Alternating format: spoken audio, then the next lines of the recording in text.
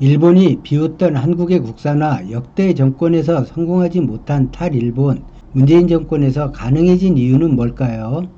오늘 아사히신문에서 한국의 국산화 정책이 실효를 거두고 있는 것에 대한 나름의 심층 분석 기사를 내놓았습니다. 10여 년간 한국의 국산화 노력은 언제나 제자리 걸음이었으며 반도체, 전자업체, 대기업들의 일본 제품 선호 현상이 변하지 않는 한 국산화 노력은 사실 불가능한 일이었습니다. 중소기업이 아무리 노력하고 제품을 개발해도 대기업의 선택은 언제나 일본 업체였으며 소재, 재료, 기초산업시장에서 일본에 언제나 뒤처질 수밖에 없는 가장 큰 이유였습니다. 개발 단계에서부터 일본 기업은 한국의 대기업과 미래 구상을 함께하며 투자와 연구를 진행하는 데 반해 국내 중소기업체는 샘플 테스트조차 허락하지 않는 척박한 환경이었기 때문입니다. 일례로 1월 불화수소 12-9의 성공을 발표한 솔브레인의 경우 2011년에 9-9을 일본 업체보다 먼저 개발하고 2013년 특허를 취득했지만 공장 짓는데 50억 원,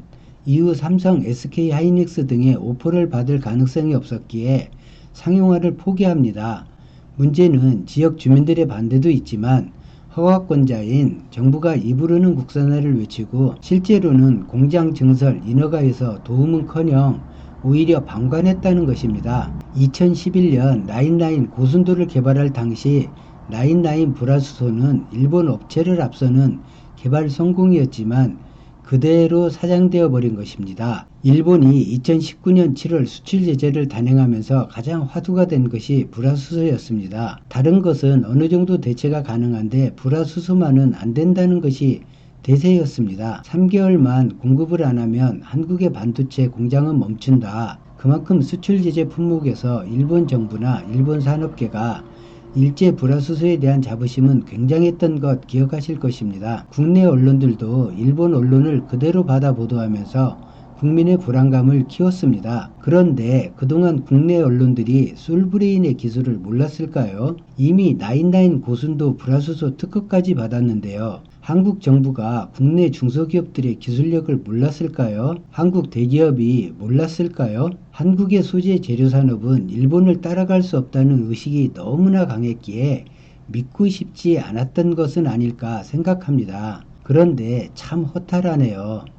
기술이 없어서가 아니라 정부와 대기업에서 사실상 버림받은 거잖아요. 아사히 신문에서 거론한 그것처럼 돈은 수조 원을 썼는데 그 돈이 어디로 쓰였는지 알 길이 없고 대기업은 오로지 일본만 바라보고 국내 중소기업에 눈길 한번 안 준 거잖아요. 세금은 세금대로 쓰고 진척된 모습이 없어 일본의 비웃음을 산 국산화, 탈일본화 성과가 아베가 단지 수출 제재를 단행해서 나타나게 된 것일까요? 과거 정권들의 무관심과 대기업들의 홀대에도 상용화는 못하더라도 원천 기술은 발전시켜 나가겠다는 중소기업의 피와 땀이 비로소 빛을 보고 있는 것입니다. 참 존경스럽고 고마운 일입니다. 아베 정부가 무역보복을 2018년 11월 29일에 대법원 판결 보고 처음 생각한 것이 아닙니다. 일본은 최소 2012년부터 무역보복을 암시하며 과거사에 대해 한국 정부에 압박했음을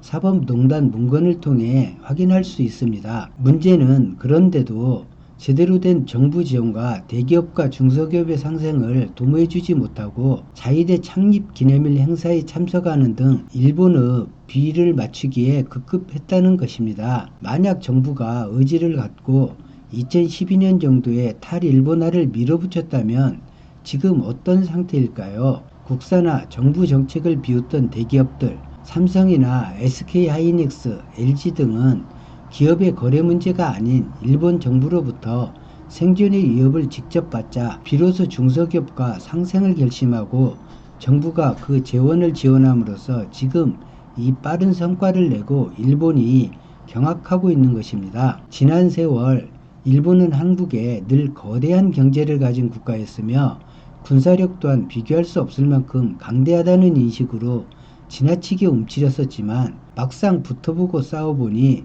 저 정도밖에 안 되는 거였어?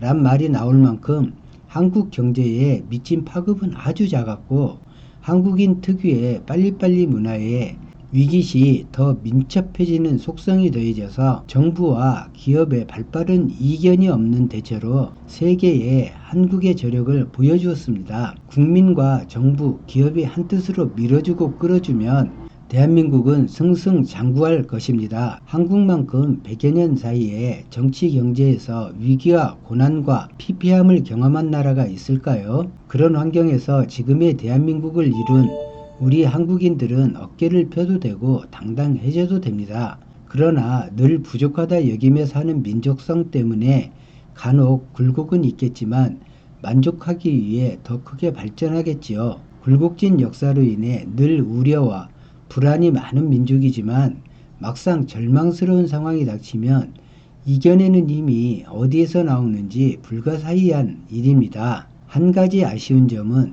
그 놀라운 힘이 위기 때 주로 분출하기 때문에 평상시에 대비가 부족해 겪지 않아도 될 일을 겪는 부작용이 있다는 것입니다. 오늘 영상은 여기까지입니다. 감사합니다.